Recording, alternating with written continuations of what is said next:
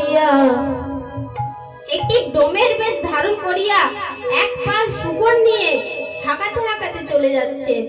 আর হি হি হি হি হি হি হি তখন নারদ দেখছেন সামনে একজন ব্যক্তি একবার শুকর নিয়ে চলে যাচ্ছেন। তখন নারদ ডাক দিচ্ছেন, ওই যে ওই যে গো, ওই যে ওই যে আপনি আপনি ওই যে ওই যে। সেই ডোমটি কাছে এসে বলছে, তুই আমাকে কিছু বলছিস? হ্যাঁ প্রভু, আমি আপনার কাছ থেকে দীক্ষা নিতে চাই। আমি যে দীক্ষা দিই না, আমি যে ছোট জাতি আছি, আর তুই আমার কাছ থেকে দীক্ষা নিবি? হ্যাঁ, কেননা আমি আমার প্রভুকে কথা দিয়ে এসেছি, আমি প্রভাতকালে যার মুখ দর্শন করব আমি তার কাছ থেকে দীক্ষা নেব। বেশ, তুই যা, স্নান করি আয়, আমি তোকে দীক্ষা দিব।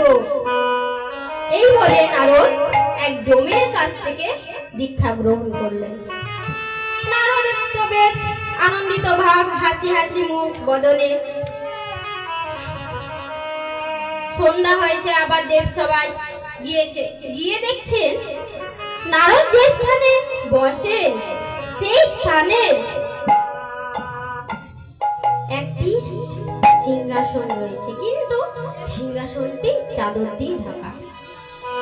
নারদ সেই চাদরটি টেনে দেখছেন সোনার সিংহাসন।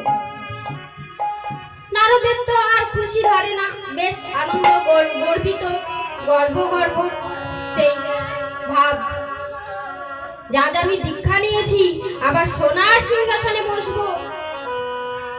এইবার যে দেবসভার অপ্সরারা থাকেন তারা কি করেছে, আজ সকলকে বাদ দিয়ে প্রথমে নারদের গলায় মালা দান করেছেন।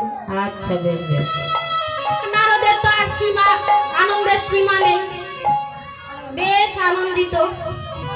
তখন নারায়ণ আমার সবাই এলেন, নারদকে বলছেন, নারদ বলো, আজ বেশ তোমাকে খুশি খুশি মনে হচ্ছে, আজ মনে হচ্ছে তুমি খুব খুশি। হ্যাঁ প্রভু, আজ আমি খুব খুশি। তা কেন? আজ আমি দীক্ষা নিয়েছি,